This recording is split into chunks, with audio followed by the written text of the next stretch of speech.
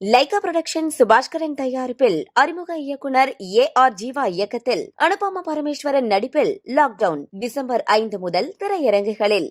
டிட்வா புயல் வலுவிழந்த போதிலும் சென்னை மற்றும் சுற்றுவட்டாரத்தில் கனமழை பெய்து வருகிறது.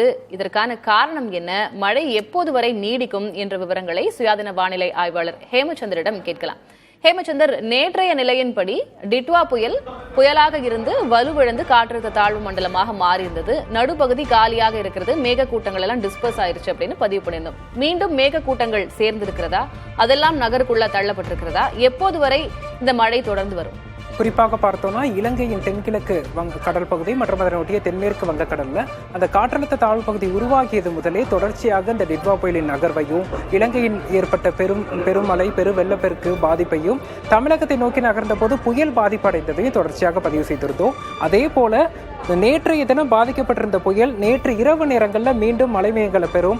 இமயமலை அருகே இருக்கக்கூடிய மேற்கத்திய தாழ்வு நிலையிலிருந்து ஈரப்பதத்தை ஈர்த்து புதிய மேக குவியல்களை உருவாக்கும் என்றும் நம்ம தொடர்ச்சியாக பதிவு செய்திருந்தோம். அதே போல நேற்று இரவு இமயமலையில் இருக்கக்கூடிய மேற்கத்திய தாழ்வு நிலையிலிருந்து ஈரப்பதத்தை ஈர்த்து புயலின் மையப்பகுதி தற்போது பார்க்கிறோம் சென்னைக்கு மிக அருகில் ஒரு 40 கிலோமீட்டர் தொலைவில் மையம் கொண்டிருக்கு.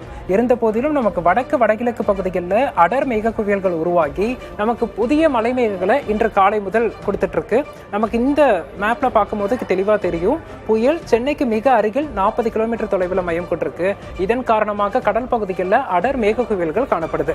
இந்த மேகங்கள் தான் நேற்றைய தினம் காணப்படாமல் வலுவிழந்து காணப்பட்டது.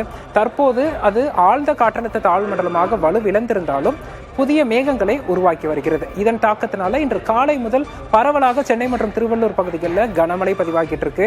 அதிகபட்சமாக கடந்த ஒரு 6 மணி நேரத்தில் கிட்டத்தட்ட 800ல் 8 சென்டிமீட்டர் அளவிற்கு மழைப்பொழிவு பதிவாகி இருக்கு. இன்றைய தினத்தை பொறுத்தளவிற்கு சென்னை திருவள்ளூர் மாவட்டங்களில் தொடர்ச்சியாக விட்டு கனமழை எதிர்பார்க்கலாம். அவ்வப்போது பலத்த மழையாக இருக்கக்கூடும். தரைக்காற்றின் வேகமும் 30 முதல் 40 கிலோமீட்டர் வேகத்திற்கு வீசுவதற்கான வாய்ப்புகள் இருக்கு.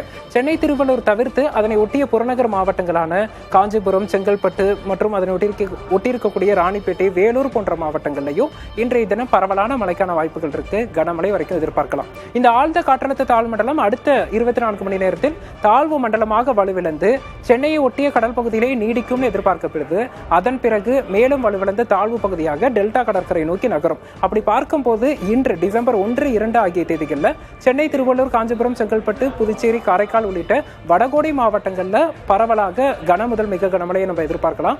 அடுத்து வரக்கூடிய டிசம்பர் 3, 4, 5 ஆகிய தேதிகளில் தமிழகத்தின் காவிரி டெல்டா மாவட்டங்கள், தென் மாவட்டங்கள், மேற்கு மாவட்டங்கள் என பரவலாக பல இடங்களில் மிதமான மழையை நம்ம எதிர்பார்க்கலாம். இந்த தாழ்வு மண்டலத்தின் தாக்கம் அடுத்த 24 மணி நேரம் நமக்கு சென்னை, திருவள்ளூர், செங்கல்பட்டு, காஞ்சிபுரம் மாவட்டங்களில் நீடிக்கும்னு எதிர்பார்க்கப்படுது.